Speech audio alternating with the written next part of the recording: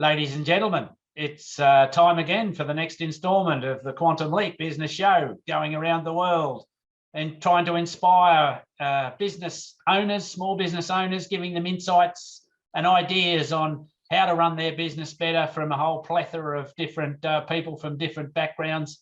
And hopefully you come out the back end a little bit wiser and a little bit running your business a bit better, which in turn creates more employment, and everybody's happy with that. It's my great pleasure to have on the show today, Chris Hollins. Chris, welcome to the show. Thank you very much indeed. What an honour. Chris, you're best known in journalism circles. What got you started in your whole career? Very, very good question.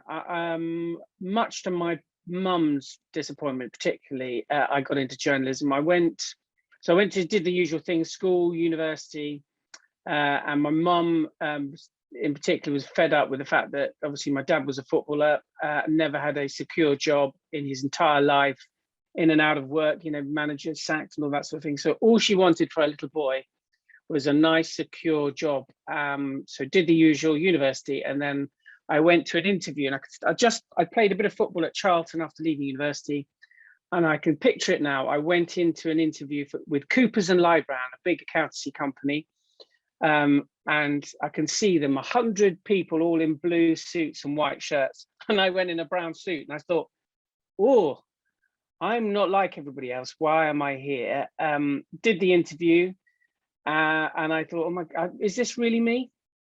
And I'd always been fascinated by television. One of my best mates' dad was a TV producer, and I wrote off to Sky Sports that day. Can I come and see how television's made? And they said, yeah, come along in. And they offered me a job that day, and I took that job. That's 25 years ago, and my mum still hasn't forgiven me, because it's a great job. When it's good, it's really, really good. But when it's bad, it's horrid. But that's how I got into it. Wow, interesting. Interesting how people fall into things. Well, perhaps not fall in, but fall in by design. Yeah, I mean, I've always been.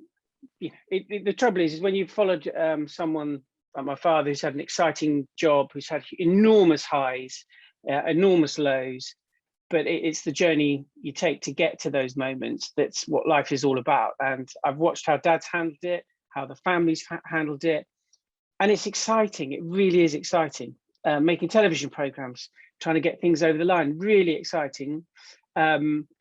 And once you've had that buzz, it's very difficult to then say, I'm not saying other jobs are not exciting, but when you haven't seen it and don't quite understand how you can get there, it's, you just go down one path. And I'd watched how, I just wanted to see how television was made. And that was the problem. I saw it, liked it, wanted to be part of it, and then you can't get out of it because anything else isn't quite as good. Yeah. So for those people watching in some parts of the world that won't be familiar, Chris's dad, John, is a Chelsea legend, Chelsea Football Club. As a player, played over 450 games and managed the club. So what difficulties or what joys or what were the goods and bads of having such a famous dad? Well, so if you can imagine, I was born in 71. So dad was at Chelsea at the time in probably the glory years, the previous glory years, the first glory years of that club. Major player for them, played for England. He then went to Queen's Park Rangers, and then he went to Arsenal. And I remember those days as a player. My only claim to fame was I was for Arsenal's first ever mascot, the little lad that walked out. And they were fantastic days, carefree days. Your dad's a footballer. If you've ever met my father, he's very down to earth, so you wouldn't realise he's a footballer. He's just that same old guy that gets moaned out by mum and the rest of the family to get jobs done. The only time you would ever think it was on a Saturday when you were going to a game and it took forever to move anywhere, or if you were, in the public and someone would ask his autograph. But he was, very much down to earth. But when he played, it was amazing, fantastic times. Then he got into football management, and of course, then you are living on the edge because you're 3 games away from glory, 3 games away from the sack. And I think what I learned from here, he wore his heart on his sleeve and he gave everything, but he wasn't into the politics. He didn't get the politics of the game, much to his sort of detriment. And I think even then he kept going, and he's had, you know, great success as a football manager. And those highs, the success of a player is are high, but the success as a manager is enormous, because we've all been through that journey. We've all checked the league table every day to see where we were. Are we going to get promoted? Are we going to win? So when you actually get that success, it is incredible.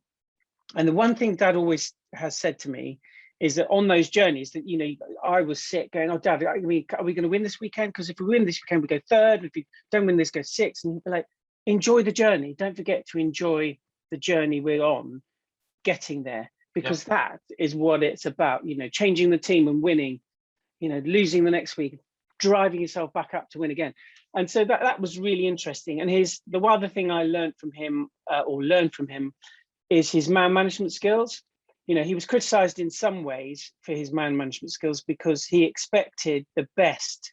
He was a very easy person to manage as a player, because you told him, he turned up, and giving 100% in training, turning up on Saturday was just natural to him. Others there isn't. You know, others you need to give a real rollicking. Others you need to encourage, arm around. But what he was good at is getting people together, getting the whole community together, the fans, the management, the players on a journey. But sometimes I think probably he just didn't understand someone that didn't want to give 100%. Yep. Yeah. And I think that, you know, you learn from those sort of things. There's probably some good lessons there in running a business too. I think there's quite a few parallels. Absolutely. And, you know, when you start working for yourself, and you know, we do it on a smaller scale, working teams of 5 or 6. Some people, you know, that they turn up on time and they work hard and they get the job done. Others need cajoling. Other people need a rollicking. Other people need things spelt out. Other people react to things and do the job themselves. So, you know, as you know, in business, you times that by 100 sometimes, or 200 or 1,000, depending how big you are. Yeah. Chris, things have moved on in 25 years since you got into journalism. What advice or for anybody that's out there looking to pursue a career, because we have a lot of aspiring people in all walks of life, anything changed? Don't do it. Well, a lot of crikey. If I think I got into journalism in 95, 96. So, you know, there weren't that many channels around. Just, you know, if you're just thinking in basic terms, I remember leaving Sky Sports and joining a cable station, because I thought cable was going to be the big thing in the UK. That was a good mistake to make. I think the potential for someone that's got talent, and someone that can broadcast, someone that's great eye for stories, someone that can tell stories, someone that can create stories, the potential is enormous now, because you only need this. And you can make things happen. You can set up your own YouTube channel. You can, you know, you can do anything that you want to.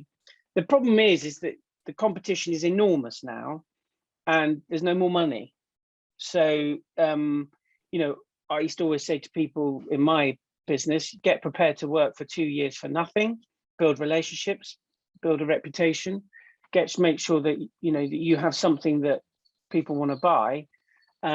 But don't expect any money coming in. And that was fine. Whereas now, you know, you can get instant success, you can get instant recognition, but it's a really hard journey to plot on where you think you're going to go. You know, in the old days, join BBC, get a training scheme, join ITV, make sure I could be a producer on Sky Sports if that's where you were going. Whereas now the journeys are endless, where you start and where you end. I think probably the one thing is you've got to always back your talent and be determined. If you've got those two things, then you've got half a chance. And the rest is, and I think my biggest, you know, again with business, the biggest thing that I've ever probably learnt in retrospect now at 50 rather than when I was 25 is that don't think because you're doing a good job that you will get recognition and you'll get on. Don't think doing the job is enough. Whereas I always thought if I was really good at my job and I did a good job and I was being well received, that was enough. Yep. It's actually, in looking back at it now, that was like half the job. The rest of it is building on that, the networking, the contacts, pushing for your next step. Where were you going to be in 5 years, 10 years, and 15 years? Whereas I was very much just concentrating on that thing in front of me. Wow, that's a nice little soundbite in its own right. So some interesting thoughts there to run away with. So yeah, so COVID's been a bit of a game changer, Chris, with working habits, and I guess you guys are pretty much remote to a fair degree prior anyway. But what have you noticed that'll become more permanent in your view? In my area of business, I mean, I do lots of things. So, making TV programs, number one. Number two, corporate entertainment, and three, sort of media strategy and communications, whether it's for companies, technology company, or governing bodies. So there are three things that you've been touching on, and I think that's probably one lesson learned, is that going forward, you've got to be, I suppose, crisis proof as an individual, as a company, that you've got to almost have 3 or 4 options. Because if I concentrated on corporate entertainment over the last 2 years, I would be sitting outside in a tent because just nothing was happening. And okay, we adapted to online, presentations, online corporate entertainment, and all that sort of stuff. But everybody has to become sort of fireproof. That was probably the number one. Number two, I did make a TV show, which is a global TV show now with Paul McGinley. I love that. Yeah, Golf's Greatest Holes. Yeah, absolutely. Yeah, so that was my idea 2 years ago, and I laugh because I've spent a lot of time in here crying, trying to make that happen during a pandemic. And that is a great lesson in resilience. I kept packing it away and thinking, well, I'll come back out when everybody else is letting people in their country. Then, go backwards and forwards. And thankfully, with a bit of determination here and other people that I work with, and of course with people in Ireland, we just said, right, we are going to keep doing it, and that original program was meant to be all about celebrating tourism, going out and enjoying ourselves. When we made a golf program in Ireland, when Ireland was closed, we had special dispensation, but to take a film crew round length and breadth of Ireland without a pub open or a restaurant open, I didn't make me very popular as the producer and presenter of it. But that was one big lesson: resilience and trying to be adaptive, and always think that there are 1 or 2 other ways of doing things. Don't just keep going down one channel. Yep. And in general, I think one of the biggest things that I've spent far too long in this office on my own, making phone calls, being on Zoom. And in a creative world, that's the worst possible thing. Yes, I'm very efficient. I can do 5-10 meetings in a day and discuss things, but all of those meetings are organized. So I've organized a meeting with you, and I knew what we were going to talk about. In 45 minutes to an hour, I've got another meeting about where we're going to go next. What I miss very much, and I think was crucial in the TV world, is if I think back to the glorious days of TV Centre back in Shepherd's Bush, you'd sit in this cafe area for a coffee with a producer that you were talking about, like breakfast telly, and talking about what we're going to do next. And then someone would walk through from Watchdog and go, oh, what are you doing? Oh, then suddenly 2 of us, 3 of us are working on an idea that could work for both of us. And then someone would come through from another program, and you think, oh, okay, well, actually, is that a TV series? Do you see what I mean? And then, yep. But that would never happen on Zoom because I didn't organize a meeting with you, and I didn't organize a meeting with you. And there's no space for creativity. And there's no, because you've got 10 Zoom meetings in a day, there's no time for just walking away and having a think about something.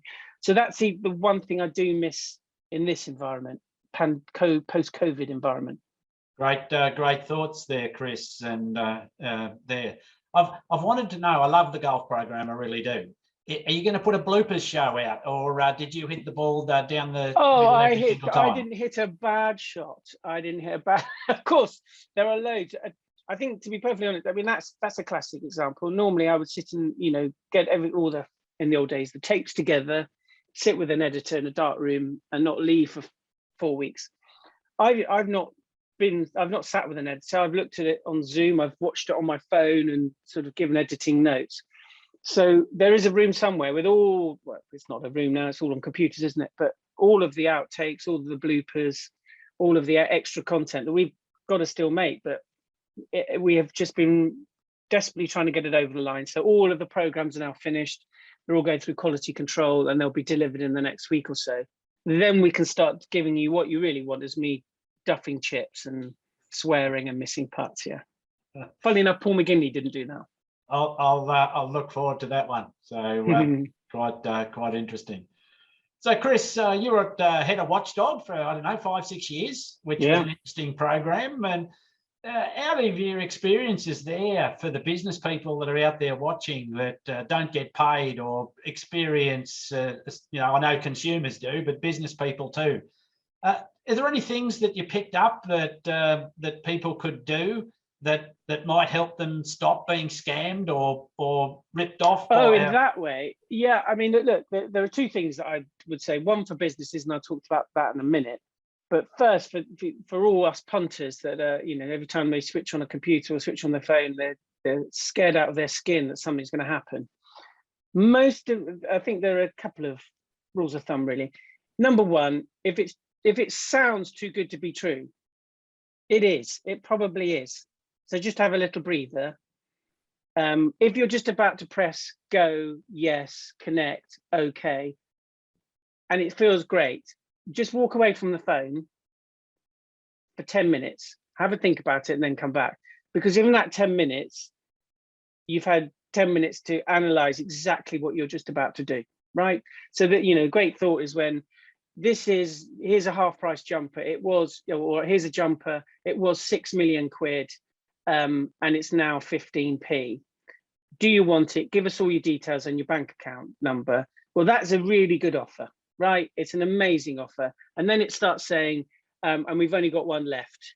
And then all of a sudden you find out that actually it's only one left for the next 1 minute and a half. That doesn't sound right. It just doesn't sound right. Any of that does not sound right. Okay. So have a walk away, have a think about it, and then come back to it. That's the first rule of thumb. If someone is asking you for details via an email, rule of thumb is that's not right.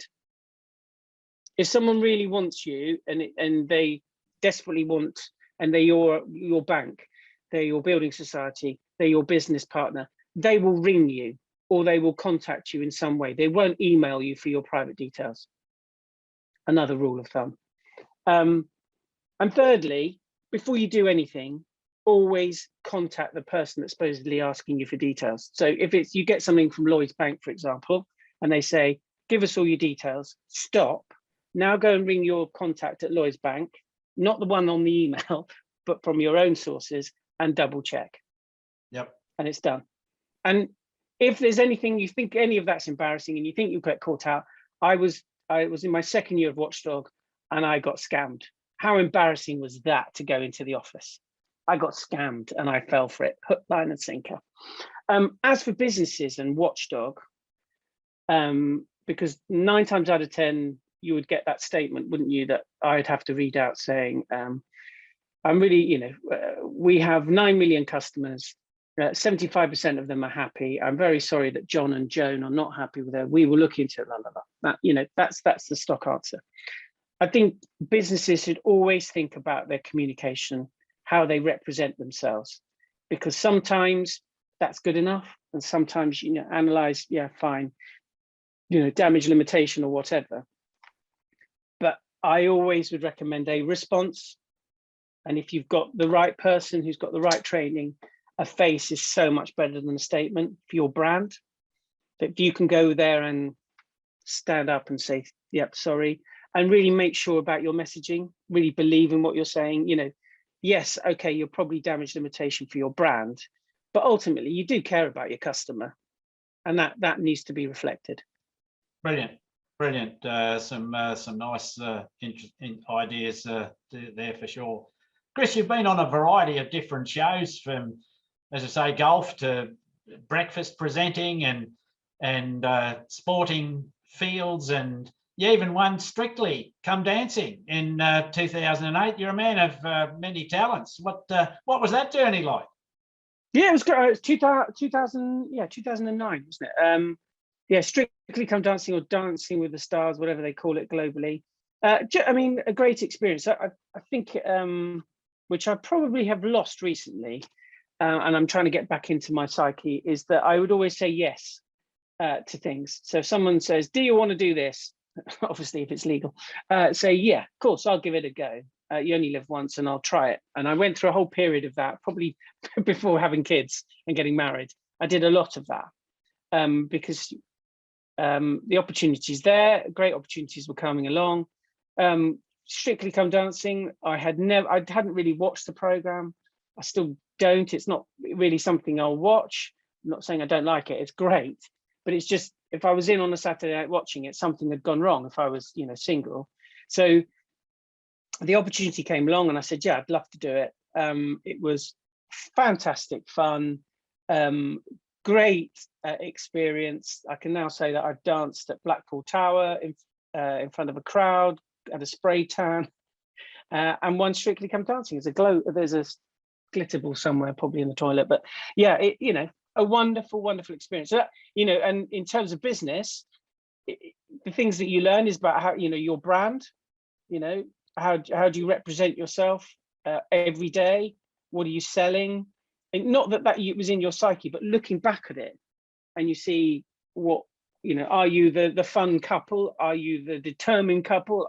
You can really, if you're thinking about it at the time, not that I was, but looking back at it, we were the fun couple, the little dancing hobbits, and suddenly it's like almost cartoon characters. That's what you were, and then thankfully it was very innocent then, but now it's a very commercialized business. There's lots of PR into it and all that sort of thing. So it was really interesting, amazing. If I knew what I was in for, I probably wouldn't have done it, because dancing, unless I'm completely and utterly drunk, is just a thought. Yeah. But it was great. That seems a lot of hard work, though, I'd say. Well, come off it. Dancing with beautiful women and men, getting spray tan with a live orchestra, getting dressed up. Come on, is that hard work? It's not going down a mine or doing a late shift, is it? But yeah, no, it's as hard as you want it to be. And I was particularly bad, so I had to do 5 or 6 hours a day. Some people go, oh, it's left, right, spin, spin, spin, left, right, spin, spin, spin. And you go, okay. And I would have to go left, right, left, right. And they'd be like, oh my God. And so, 6 days of that, and then dance, or 5 days of that and dance, and then start the whole process again. When I meant by hard, it's you got out of your comfort zone to go and do it. Yeah, no, I know. So it's a bit like saying yes to anything, or it's not like a business hunch, because there's lots of things you put into it, but you have got to let yourself go. And there was one stage where I would have very happily just walked away, because I just didn't want to do it anymore. And then something clicked. You go, oh, okay, I'll go for it. Christ, what's the worst thing that can happen? And then, as long as you don't take yourself too seriously, it's a joy. It's an absolute joy. Yep. What's there not to enjoy? But you have to really change your brain to that. Yep. And then suddenly it was fine. Chris, you've been on so many different shows. What was the favourite, if there was any, and why was that? Well, I used to love working on Breakfast, despite the early hours, because it was a great fun atmosphere. We changed the style of the program in 2005, so we tried to be a bit more relaxed and fun. And we made we went from like 400,000 or 500,000 viewers a day to 2 million. I think we got to by the time I left, I think. And that transition was great, working with people like Bill, Sean, Carol. It was just a lovely, lovely experience. We were a great team. I loved Watchdog, because there was not a day when there was an interesting story or really great sort of, I suppose, project to work on. And there are fantastic other moments, one-offs like royal weddings that I'm presenting on, or whether it's Olympic Games. So there's been some great experiences. Yeah. Yep. So, Chris, what do you make of, just getting back to sport for a second, what do you make of this this ESL and European Super League, for those that didn't catch up with it, and all the grief that was outcry that came as part of it, and yet the Premier League has got so much money, especially if you look at the latest deal with Newcastle. Where's all that heading now? Well, how long have you got now? I think the ESL was a classic case of, which I'm sure everybody's experienced, where someone just has a little flex of a muscle to see where everybody is. And if there had been, for example, not so much furore coming from the English leagues, it might have happened. Again, it might, in another month or in another year, it could have been a different result. But there was a little flex of muscle. Everybody had a little feel about it, and then it was like, this is not going to work for us. So then it all went back safely, and everybody paid their fines. Look, there's no doubt the pressure is coming from Spain and Italy, and they desperately need money. Spain more than anybody else. They have no money whatsoever, and as you've seen from Barcelona and Real Madrid, their sort of financial machines and plans are just not working. So they need the English leagues or the British leagues and the other European leagues to come with them, whereas others are quite a good state. So the ESL, will it come back? Undoubtedly. I think it will come back in a different form. I think they could take the Champions League and make it bigger, make it more but as soon as you start saying, don't worry, Manchester United, you're guaranteed a place in the Champions League, that's dangerous. Yep. That is dangerous. As soon as you take competition out of it, then you are on a road to nowhere. And I think that's the element that they've got to work out. Yep. So are we down the track of the American franchise system, do you think, rather than the local team that people used to go and support? Because the local team can't cut it unless you've got so much money nowadays. Well, I can't see Newcastle United playing in France, for example. How sometimes in American football they take a franchise and move it. Yep. So much of it is hope. This answer, and look, football is very much part of the English way of life, and Scotland and Wales. But if you think about our football clubs in the Premier League, they are very much, or most of them are right in the middle of a community, and they still play a big part in the community. And there's still the dream that the local boy will end up playing for the team. Now, the only thing that is beginning to change a bit, and that lack of connection with the community, there are two things. Number one, there are fewer local boys getting into the team, identity with the club. And number two, can the local community still afford to go and watch a football match? At the moment, we're okay. At the moment, we're just about okay. And you still get 60,000 going. As soon as you start finding out that the local community can't support the football club, can't go in through the gates because they can't get a ticket or they can't afford a ticket, that's when the model that we have now will break down, and we may go to franchises. The idea, the romantic idea of my dad's time, where in the 1960s and 70s, you suddenly find 5 young lads that were really good, all from the local area. They'd win the FA Youth Cup, they'd go into the first team, and they'd be a brilliant team for 5 or 6 years, and then their club dies away, and then someone else would come over. If I think about Nottingham Forest or Derby County or Queen's Park Rangers, my dad's team in '75 nearly won the Premier League, and Queen's Park Rangers, because they all suddenly got a good group of players together.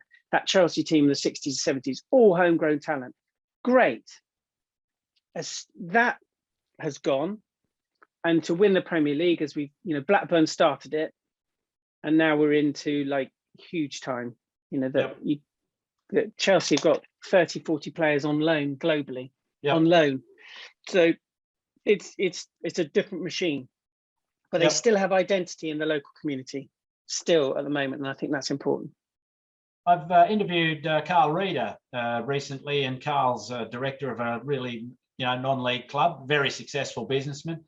For those people out in there that are into the sporting fields, that are part of clubs or directors or some input, if you were a director of a smaller community club, what one thing would you make sure that was going on in the club that ensured its business survival, which it has to be, even though it's maybe at a social level? Well, number one is don't let your heart rule your head. I mean, look, there are lots of very clever businessmen who will remain nameless, who do brilliant in their area: insurance, property, accountancy. Retail, perhaps even. Yeah, and then they become head of a football club, and they go bonkers, and they start offering ridiculous contracts left, right, and centre. They start, I need a football manager. Okay, in business, if you needed a financial officer, what would you be looking for? Well, you'd look for experience, obviously qualifications, and yeah, I suppose qualifications and experience in that particular area. They then say, oh, I need a football manager, and what do? They go for their favorite player. It's like, what are you doing? So, number one, don't let your head be ruled by your heart in football. So, and number two is always remember that you've got to pay the bills. Yeah. Have that good business plan. This is local football. And then, thirdly, and I'm probably in that order, is make sure that the community is very much part of it. Yeah. Yeah. Because you are going to live and die by that community. Yeah. Because if you're not going to win the league, or you might win your local league, you might win, but you're not going to win the FA Cup that brings you loads of money. You're not going to win the Premier League, which brings you hundreds of millions of quid. You are going to be there for the community to enjoy and be entertained and to be part of the process. So, those three things for me are really, really important. And when I say the community, obviously you've got to have local players, you've got to have local events, you've got to make sure that what you are very much part of that lifestyle. Yeah, cool. Chris, you've had to make, as we all have had in different scales, some important life-changing decisions. And I'm thinking about whether you went to Salford or not. Oh yeah. What influenced you? What's a quick thought process that you use when it's a really super critical decision? Well, that one at the time, it was just the worst possible timing. So I had just bought a house in London. The decision to move was last minute. So I literally just bought a house with my girlfriend, now wife, I think 6 months before that decision. Unfortunately, there were lots of, my mum had cancer, which thankfully now she's recovered from. So that had just been diagnosed. So my dad had his own health issues. None of that obviously makes any of the press and all that sort of thing. So those were the main decisions why I couldn't go, because I needed to be in London. Yep. In terms of the actual offer, as we all analysed, was I going to make any more money? No, in fact, I was probably going to make less because I couldn't get London waiting. So it was like, okay, then I was going to have to ask my wife to leave her job to move to Salford. So all of those elements went into that particular decision. And, how it was portrayed in the press is how it's portrayed in the press, but that's gone. So those were the decisions for me. Probably most of the time, any decision that I have to make always starts with family. I know that's probably not the best way to start a business decision, but is it good for my family? Does it help my family? And I mean the bigger family too. Do I see potential? Again, I think I've probably made lots of decisions thinking about the short-term benefits rather than the long-term benefits. So, I mean, with that Salford decision, I couldn't see beyond the end of my mom, my dad, my wife, rather than thinking, well, in 10 years' time, I'm going to have kids, etc., etc. So those are sort of elements of the decision-making process that went into it. Am I a good decision-making person? I don't know. Probably not, looking back at some of the decisions I've made, but most of the time it's gut. Do I feel that this could be good? Do I feel that this could be the right thing? Again, I will put all the elements into the pot stir it all up, and then at the end of the day, it's the gut. Interesting, and it's interesting how so many people reply in similar circumstances to that, which is quite interesting. Chris, you've rubbed shoulders with some rich and powerful and famous celebrities in your life. Was there anybody there in particular that stood out that you've run into? You thought, wow, there's such an inspiring character, or someone that was very interesting? And if so, what made them interesting? And they may not be really well-known people, but does anybody stand out at all? Gosh, well, there are loads of people that promise to do things and change things and do that. So I'm always very impressed by people that actually do make a change. But God, if you're asking me or pushing me right now, there's only one person I always tell a story about, and that's listening to your accent, you would have known him, Steve Waugh. Yeah. The Australian. I wish. The Australian cricket captain, a sort of a legend. And I used to play pro cricket growing up, so I very much immersed in that game. And I remember being a young reporter. This is about 96, probably 97. A video journalist. I had my own camera, doing all this sort of thing. And he came in, and I wanted to hate him, because he's got that horrible, nasty persona on the pitch, real mind games, and he just doesn't suffer fools gladly, and he doesn't even get eye contact with people that, and I thought, right, I'm going to hate you. So I went up to him and I said, right, Mr. Waugh, can I do an interview with you? Expecting no, and I was already walking away. And he went, yeah, sure, mate. Where do you want me? And I was like, what? And he said, where do you want me to stand? And I said, if you can stand there and just look at this eye, and I'll do this. And he went, okay, brilliant. Like, okay. God, that you've done really well there. Who else do you want? And I was like, oh, can I have Shane Warne, please? He went, yeah, Warney, come over here. Like this. And he brought Warne over, and he said, do you want me to hold the mic for you? And then I was so thrown by it. If I was obviously a bit more mature then and a bit more savvy, I would have said, could you do the interview for me, Steve? Because then that'd have been something different. But I said, no, thank you very much, Mr. Waugh. That's great. He said, who else do you want? And I said, well, could you get Mr. Slater as well? He went, yeah, Slats, come over here. And we had him up in the queue. And he was so nice. And he was so, unlike most sportsmen that disappoint you, actually not most, some disappoint you, he just exceeded all expectation. And he ruined it for me because I wanted to hate him. But he was a great bloke, really lovely bloke. So that he sort of stands out. And I think, on the other side of the coin, there are so many that you really want to meet, and they really are ordinary and disappointing. Yep.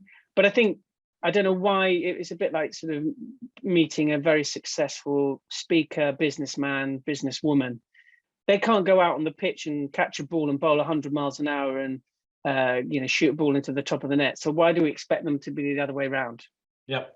Good, great point. Chris, what would an 18-year-old, if you could go back in time, what would you tell your 18-year-old self, if you had one piece of information? Focus, boy, focus. That's what I would say. Be more like your dad. My dad was, so he left school at 15. And he had one option, going into the paint factory or playing football. And he worked hard and he trained hard and he was focused. Blah, blah, blah. On the other side of the coin is his son, who had a fair amount of talent. So I played pro cricket and I played a bit of pro football and I played English schools rugby. So I was a jack of all trades. But if my dad said, why don't you go and practice? I'd be like, oh, God, I can't be bothered. And I just didn't see the bigger picture. I mean, I'm not saying that I would have made it. I'm not saying that I'd have been playing for England against Steve Waugh. But what I would have done is give myself a better chance. Yep. 23, when I went to university, Oxford, for postgrad, I really did focus on cricket and I had unbelievable results. Sort of, I've got a first class average of 50, which is extraordinary, which I'm going to die with because I'm not going to play again. And it really came off. But by that time, I'd missed the boat, missed the chance. Yep. So that's what I would do. I mean, I'd much rather grab myself at 14. That's what I would really grab myself at 14 and go, come on. Yep. not always easy to do.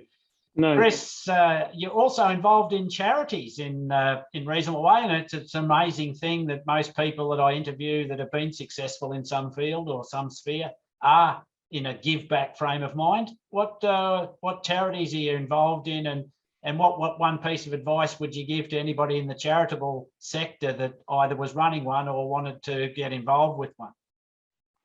Wow. Okay, so I've worked, again, just through your job, people contact you, will you come and do this, will you come and do that? And going back to, there was a period in my life where I just said yes. So I'd end up on a Sunday hosting a fun run at Legoland or something. And you build relationships with people and you like what they're doing. So, I mean, there's one charity which was Click, and it was Click Sergeant. Then it is now Young Lives versus Cancer, which is obviously a bit more obvious now, with helping kids with leukemia and cancer up to age, I think it's 20. And you start go, oh, a golf day, yeah, that's fine. And then you find out a bit more about it. You think, oh, okay, great. Then you end up getting hospital visits, or you do fun dinners or whatever. And then we hosted some, we created some events, and then you become patron, etc., etc. So, I mean, I've probably been involved with Click Sergeant, I think almost 25 years. So Young Lives versus Cancer. And there are others that, like Sparks, Great Ormond Street Hospital, there are lots and lots. There's Willow Foundation. There's lots and lots that you can get involved with, and I have thoroughly enjoyed it because you meet some fantastic people. Going back to that point, you asked me about people that have impressed you. These guys that are going into hospital and designing masks for 4-year-olds so they can have radiation therapy. I mean, like, my goodness, and those nurses that help those young children through that process, and their best mate, and house visits and all that sort of thing at the most horrific time, helping families go through, God forbid it ever happened to us, that day where your world just comes to an end, and they come and get you out of that dark place and help you through the next days. So those are incredible people. That's why I do it, and it has been a very rewarding, and I don't take that in the wrong sense, rewarding in the sense that you think about things in a different way. If you're running a charity, what can I say? I mean, there are lots of events that that we've done which have been not that impressive, and I think sometimes, from my side, is I always see that very public side of a charity. So sometimes that's the only chance you get of telling your story. So make sure that I can understand why, people that work in the charity sector aren't event managers, and they're not very good at it, and they shouldn't be. So a bit like a footballer speaking, then why do they have to be good at it? So what I would say is sometimes think about spending a bit more money at putting on a good event, because there's nothing worse than a bad event. Because that's the only time you get publicly to show off what you're doing, and I would really push that. And also the other thing is look at, I know that you've got your 50-year-olds with a bit of cash. Try and look, my feeling is look for the 20s to 30s that have just started work. We put with Click Sergeant, we put on an event for singles. They were like, we need to, so we put this thing called Spring Fling, which is, we just had a big ball where loads of young kids came along, and we raised a little bit of money, 5 grand, 6 grand, but it was a lot of effort. And they said, oh, we're not sure about doing it again. And I said to them, but hold on, think about the long term, because those guys are going to go to lots and lots of events. They're going to have lots of office parties. They're going to have London marathons and all that. And someone said, who are you going to run for? And they were, oh, Click Sergeant, I had a good event with them. And then suddenly you're building that relationship throughout this time. So those are the two things. Make sure you put on a great public event. And 2, don't forget the younger kids. They might not have cash now, but they will do soon. Brilliant, brilliant. Chris, what's next on the agenda? Just quickly, anything exciting that you can tell us about?